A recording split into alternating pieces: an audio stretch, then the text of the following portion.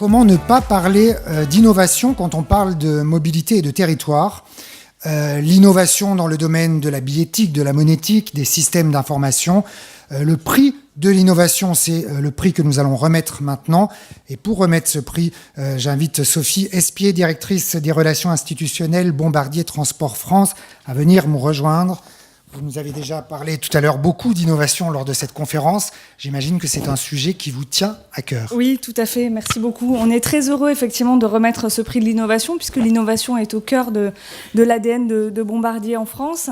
On a parlé effectivement des motorisations des trains et des trains à batterie qu'on propose de développer en France, 100% batterie, ce qui serait une première. On a été aussi le premier à inventer le train bimode en France avec l'AGC et électrique diesel. Donc sur les motorisations, mais également, je l'ai évoqué tout à l'heure, sur la maintenance prédictive ou aussi au bénéfice direct du voyageur par l'architecture de notre train, en faisant des trains, des caisses plus larges notamment pour avoir plus d'espace pour les voyageurs ou plus de place assise. Donc voilà l'innovation, mais aussi des innovations, je dirais, encore plus, où on se projette encore plus dans le futur, notamment avec un programme de recherche et développement qu'on mène avec la SNCF sur le train autonome, donc pour demain faire rouler des trains sans conducteur. En tout cas, c'est l'ambition. Voilà, donc n'en déplaise à Monsieur Berthollet, je pense qu'on fait quand même de l'innovation dans le ferroviaire. Je suis très heureuse, et je ne vais pas dévoiler la région, mais de remettre ce prix à cette région, simplement parce qu'on est en train de construire un nouveau train pour cette région, et donc je suis très très heureuse de lui remettre ce prix. Alors nous avons 2 régions en compétition, mais au total 3 innovations en lice. La région Centre-Val de Loire pour 2 réalisations distinctes. La première concerne la billettique scolaire, la seconde la ponctualité des trains sous surveillance. Et puis la région Bretagne pour son projet WestGo, plateforme de covoiturage de proximité à l'échelle de la région. Et le jury a choisi de remettre le prix de l'innovation à la région Centre-Val de Loire pour les multiples facettes de sa billettique scolaire. Philippe Fournier, vice-président délégué au transport et à l'intermodalité, venez nous rejoindre et nous parler de ce service de billettique scolaire. Et vous venez accompagner, c'est parfait. Bonsoir monsieur. Alors vous avez décidé, c'était à la rentrée 2018, de déployer une billettique sans contact sur l'ensemble des autocars scolaires. Alors, vous m'avez appris quelque chose sur ce qu'on a parlé, c'est-à-dire que jusqu'à présent, enfin jusqu'à très récemment, vous ne saviez pas, la région ne savait pas combien d'enfants prenaient chaque matin le car scolaire. Oui, bonjour à tous, à toutes et tous. Quand on a repris la compétence transport scolaire en 2017, déjà on a mis en place la gratuité des transports scolaires, je préfère le rappeler, et on s'est aperçu très très rapidement que tous les matins, dans 80% des territoires, on ne savait pas quel enfant montait dans les transports scolaires, ce qui est quand même problématique en termes de sécurité, pour connaître, pour sécuriser l'ensemble du réseau et de la chaîne de transport scolaire. Et je crois que c'est important aujourd'hui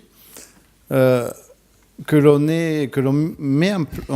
l'on puisse mettre en place cette billettique. Alors on a décidé très rapidement la mise en place de cette billettique. Alors on aurait pu choisir une billettique classique sur étagère des grands groupes, mais on a fait un choix particulier, c'est-à-dire qu'on est allé voir une start-up de Mâcon qui est en plein développement, la start-up Ubi, et on a mis en place une billettique légère dans quasiment 1500 cars scolaires en un an. C'est pour ça que j'ai souhaité venir avec la chef de projet, parce que ça a été une mise en place rapide en quelques mois, alors qu'on nous disait qu'on aurait 2 ans avant de la mettre en place.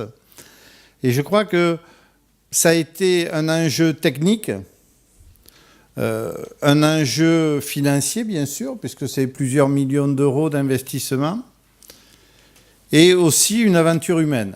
Une aventure humaine entre une start-up qui développe ce produit et qui est en train de monter en puissance et des équipes de fonctionnaires, c'est pas un gros mot, et d'agents publics qui, par leur investissement, leur capacité à gérer des projets, à porter des projets.